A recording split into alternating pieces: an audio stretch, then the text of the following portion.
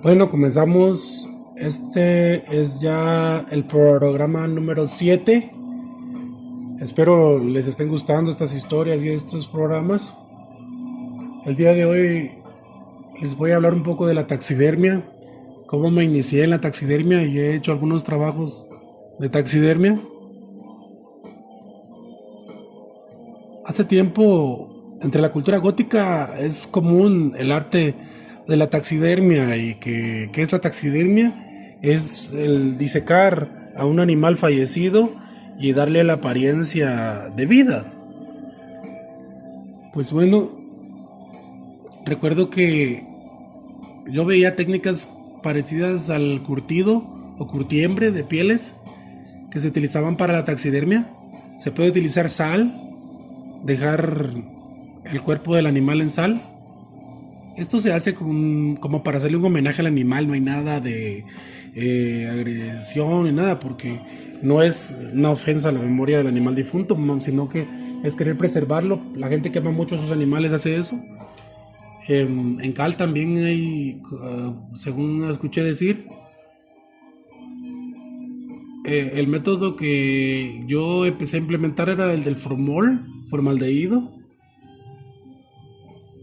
Tengo un cuento acerca de eso que se llama un búho con ojos de bebé. Ustedes lo pueden encontrar en revista Poiesis, en mi perfil, lo pueden buscar en internet. Y ahí estaba el búho con ojos de bebé. Eh, y les voy a hablar un poco de la anécdota del búho con ojos de bebé también. En esa historia yo narro que en El Salvador, en una ocasión yo vi que le inyectaban formaldehído, pero era a un mono y lamentablemente el animal estaba vivo y decían que de esa manera agarraba una posición más eh, bonita, quedaba como que más vivo, sus ojos no había necesidad de trabajarlos. Entonces era totalmente estúpido lo que esas personas hacían, pero era una técnica que ellos utilizaban para disecar. Aquí en el aldea del Barrial, en Jutiapa, hay un lugar que le dicen la Cueva del Zorro, que es como una cantina, venden cervezas, venden licor, pero tienen muchos animales disecados, serpientes. Por cierto, ahí están en exhibición algunas mías. Yo le tengo miedo a las serpientes, pero me llevaron cascabeles y algunas que otras serpientes, mazacuatas ahí, a que yo las disecara. Y luego alguien las fue a vender ahí. Pero bueno, al menos admiran mi trabajo. En una ocasión, un amigo que tenía un restaurante quería que le disecara 3 búhos. Y eran de su propiedad. Él los había conseguido legalmente, pero habían fallecido y quería que yo los disecara para que no se perdieran. No quería enterrarlos.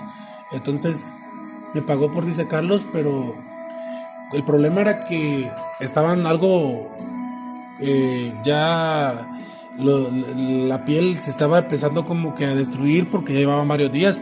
Usé más formol de lo normal y recuerdo que no usé guantes. Esa vez me lastimé con el formol, se me metió entre las heridas.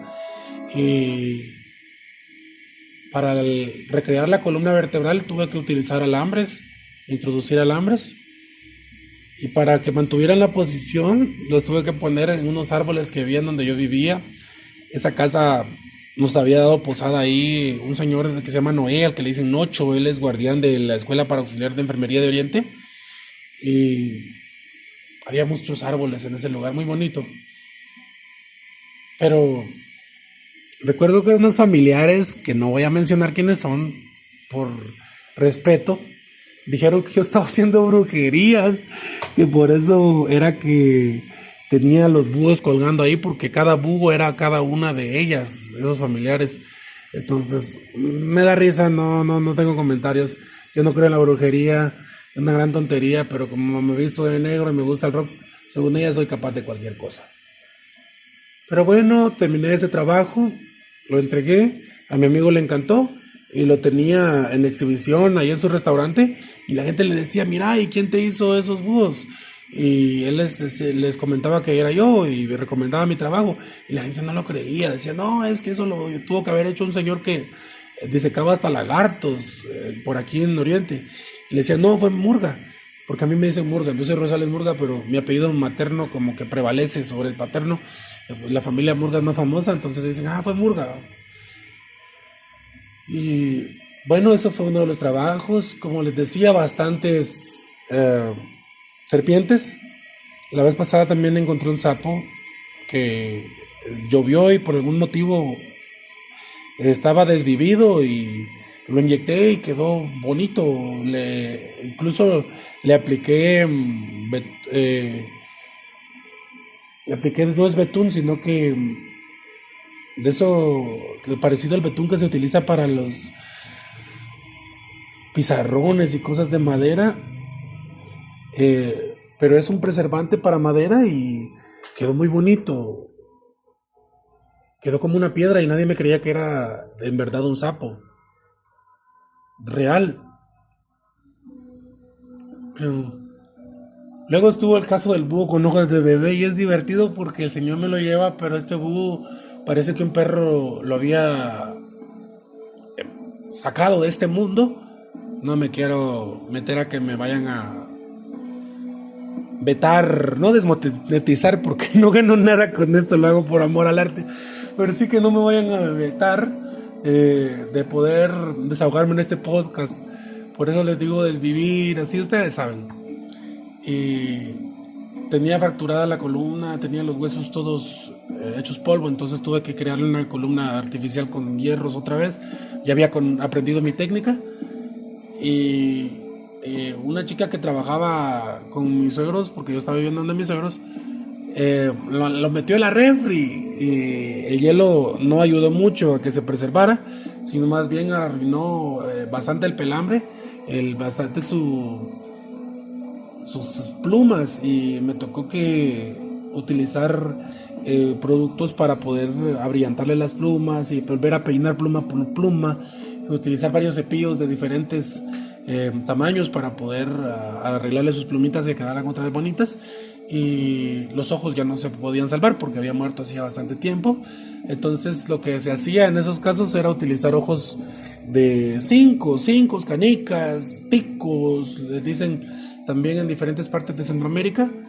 Eh, Hay unos que parecen ojos y se utilizaban de esas canicas grandes, unas negras, otras de colores, pero yo no quise utilizar canicas. Se me ocurrió ir a alguna paca a buscar algún juguete, algún muñeco que tuviera ojos, porque algunos son así como el muñeco Chucky que se pueden sacar. Y dije, le voy a aplicar esos ojos.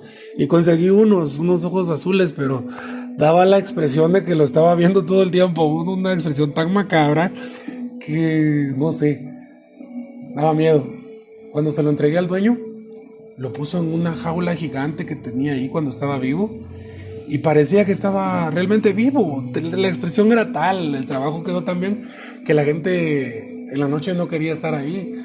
O él mismo me dijo, usted consiguió darle vida. Fue algo tremendamente extraño, pero una anécdota al final de cuentas, ¿no? Bueno, no me quiero extender tanto el día de hoy, o tal vez sí nos vamos a extender un poquito, pero vamos a variar. Les voy a hablar de... Esta vez vamos a leer un cuento.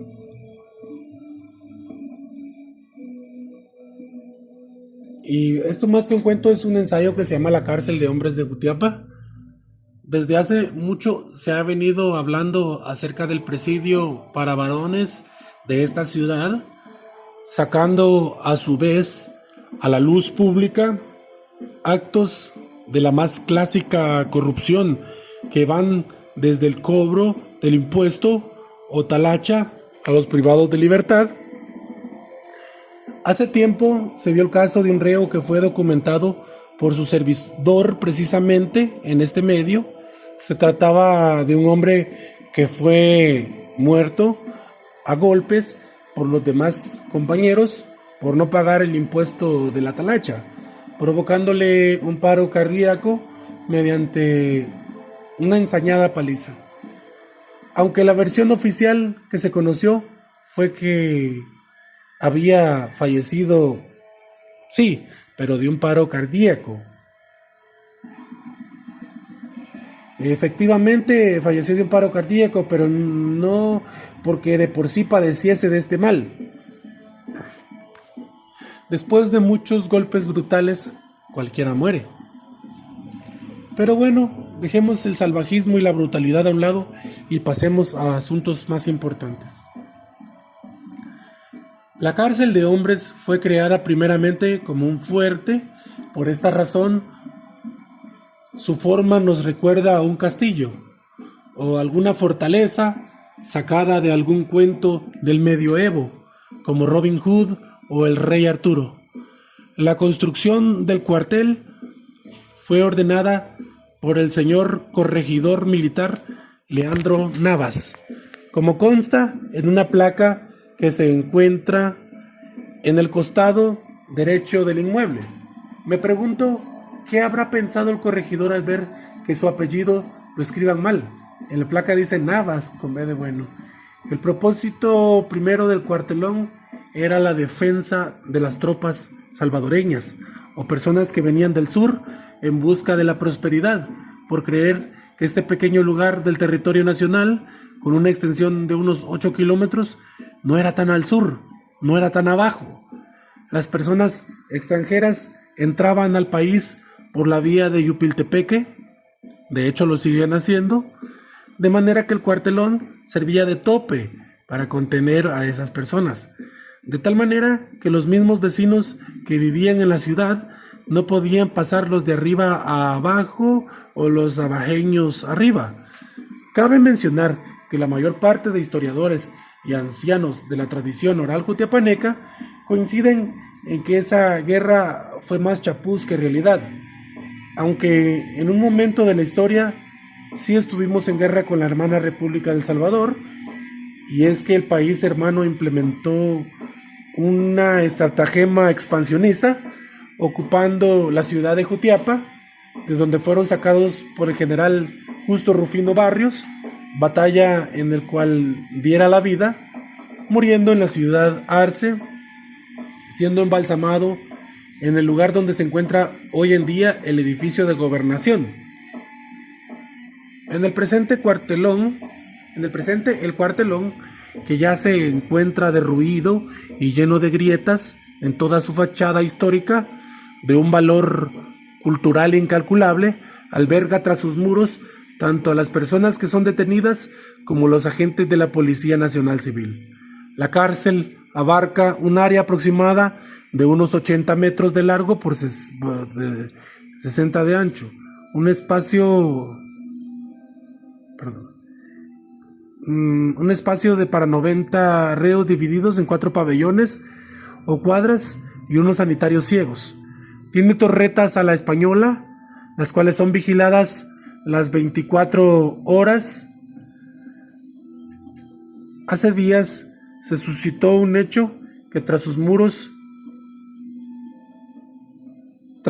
que volvió a poner la prisión en boca de toda la población. Y es que hasta la fecha se sigue utilizando como cárcel, siendo más viable hacer un museo de ella. Los 260 presos se amotinaron, pretextando que les prohibieran recibir visitas de sus amigos, familiares, etc. La trifulca duró unas 4 horas. Se dice que los reclusos quemaron colchonetas y lanzaron piedras a las autoridades. Hay que resaltar en este punto no solamente el hacinamiento, sino el ocio en el cual los reclusos se encuentran en dicho lugar, llegando al punto de ser un premio para algunos el encontrarse recluidos en dicho lugar. Otra situación a la cual nadie presta atención es que los presos sentenciados se quedan en este lugar y se rozan, influyen y convencen a los otros reos, que en muchos casos llegan a este lugar producto de una borrachera, trifulca en la vía pública o posesión para el consumo. Hay reos que son parte de organizaciones delictivas peligrosas, con nombre y apellido. Es antiético que estas personas se rocen con los presos por delitos leves, o que no haya un plan integral para reinsertar al ciudadano que comete una falta en contra de las reglas del Estado, que rigen la sociedad coercitivamente, para que ese ciudadano sepa que no debe hacerlo más y poder a su tiempo enseñarle alguna conducta provechosa a favor de la sociedad, Es más, en lugar de ello, pasan el día maquinando cosas como la que ocurrió hace días en ese lugar. Yo he visto que en otros países los Lions Club International tienen programas de enseñanza a los reclusos con pintura, música, literatura, manualidades, oficios como carpintería, cocina, etc. Hay una muy famosa cárcel en Colombia donde solamente están recluidos los condenados por los delitos más graves.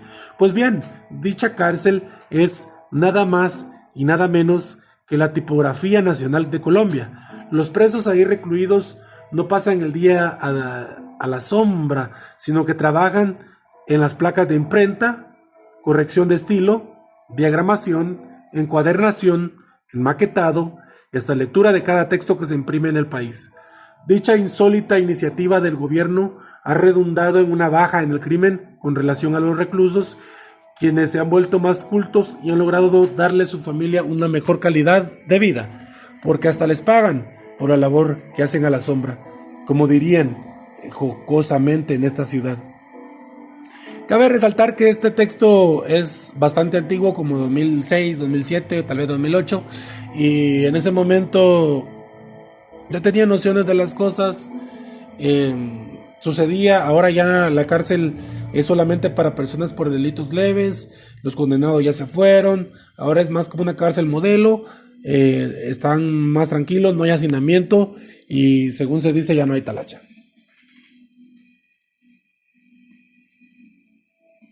Este cuento se llama La Seguridad Social y es mío. Hacía ya 3 meses que Felipe había perdido su trabajo como guardia de seguridad en una empresa de la ciudad capital de Guatemala. 90 días largos y tediosos de filas para dejar papelería en oficinas para obtener el puesto de conserje. Días deprimentes en reuniones de empresas de orden piramidal que lo único que querían era estafarle el dinero que no tenía, con promesas de trabajo inmediato. Con pesar, veía que sus 2 hijas y su hijito menor aguantaban hambre. Las cosechas de maíz y frijol no les proveían de los medios suficientes para subsistir. Para colmo, este año la sequía se había tragado la milpa, engulléndola despacio, abrazándola con un calor que agrietaba el suelo. Incluso ya había pensado en vender su tierra, que a decir verdad no era un latifundio, pero el miedo a que sus hijos no tuvieran un lugar donde vivir le hizo desistir de esa idea. Su esposa, Catalina, había empezado a trabajar de doméstica unas semanas después que él perdiera su trabajo. En verdad tenía mucha hambre, mucha incertidumbre que le causaba remordimiento por haber malgastado la plata en mujeres y alcohol. Días que él llamaba dorados, ahora le sabían a basura. Su primo Juan llegó una madrugada a las 4 de la mañana con promesas de ir a trabajar en algo que en verdad les diera contratación inmediata. Su esposa y sus hijos le vieron marchar con todo el deseo de salir adelante. Se había propuesto nunca volver a gastar el dinero en alcohol, ni traicionar a su esposa nunca más con mujeres de cadera ligera. El primo Juan le dijo que se echaran unos tragos, que él los invitaba, que era para celebrar su contratación. Aquello le pareció muy raro a Felipe, ya que ni siquiera habían llegado al lugar de trabajo y ya estaban cantando victoria. Algo dentro de él le dijo que no debía, pero pudo más el guaro que su fuerza de voluntad, y así le falló a su promesa, la que hiciera horas antes. El primo Juan le enseñó un revólver reluciente y le explicó realmente de qué se trataba el plan. Asaltarían personas en el camino de las Trancas, una comunidad en la que según Juan no les conocían. Lo pensó y repensó hasta que el recordar la necesidad y la falta de trabajo le hicieron creer que aquello era lo mejor. aunque ninguno de los dos había asaltado antes. Estaban seguros que sería cosa sencilla. Los tragos los habían envalentonado. Se sintieron intocables y se lanzaron a la empresa. Una señora venía del fondo de la comunidad, recién bañada, con una trenza larga que le daba vistosidad a su negro cabello, que conservaba su color a pesar de los años. Felipe, furibundo, le salió al paso y le apuntó con el revólver a la cara, al tiempo de gritarle que le entregara todo lo de valor que llevara. Juan rápidamente despojó a la señora de su cartera con unos cuantos billetes, el teléfono celular y una esclavita de oro con la Virgen de Fátima repujada que le había enviado su hijo de Estados Unidos un año atrás. Ya lo habían logrado, ya eran ganadores, según ellos. Felipe, loco de contento, dio un cachazo en la cara a la señora y la amenazó de no decir nada. Un señor que tenía una cantina venía del monte con su carga de leña al hombro, y al ver a la señora víctima de los atracadores, quiso hacerlas de héroe y se acercó esgrimiendo su machete y corriendo a donde los ladrones estaban. Felipe no supo qué hacer. Se puso muy nervioso y accionó su arma 3 veces en el rostro del anciano que quiso ser salvador de la señora. La cabeza del señor explotó como una sandía, y sangre, sesos y piel mancharon a los 2 ladrones y a la señora asaltada, que a la sazón se desmayó al ver lo que pasaba. De toda la comunidad comenzaron a sonar silbidos que ululaban de forma desesperante, y en cuestión de minutos los pobladores habían rodeado a los malhechores, Felipe y Juan, pero el primo era más astuto y logró escabullirse de la turba como un escualo en el agua. A Felipe le dieron una tremenda paliza y no se detuvieron hasta que lo creyeron muerto. Le habían roto la mayor parte de la caja torácica, los pómulos y la nariz. Su cuerpo presentaba hematomas de pies a cabeza. Las rojas heridas abiertas contrastaban con la equimosis que algunas regiones presentaban. Un médico determinó que seguía con vida, de manera que fue trasladado al hospital de la ciudad de Jutiapa. Cuando su esposa llegó, lo encontró hecho un harapo, con la cabeza sumamente inflamada, y los reportes médicos que le decían que su marido se debatía entre la vida y la muerte, y que en todo caso le era mejor morir para no enfrentar a la justicia por robo y asesinato. La esposa Catalina tomó un bus de vuelta a casa y se llevó a sus 3 hijos, más uno que venía en camino a casa de sus padres, proponiéndose vender la casa donde vivió con aquel hombre que fuera tan alegre y trabajador, aquel hombre a quien ella tanto amó en la pobreza, pero a quien no pudo perdonar el pillaje. Punto. Vamos a leer un poema de Edgar Allan Poe que se llama Un sueño en un sueño. Toma este beso en tu frente y en el momento de abandonarte, déjame confesarte lo siguiente. No te equivocas cuando consideras que mis días han sido un sueño, y si la esperanza se ha desvanecido en una noche o en un día, en una visión o fuera de ella, es por ello, menocida. Todo lo que vemos o parecemos no es más que un sueño en un sueño.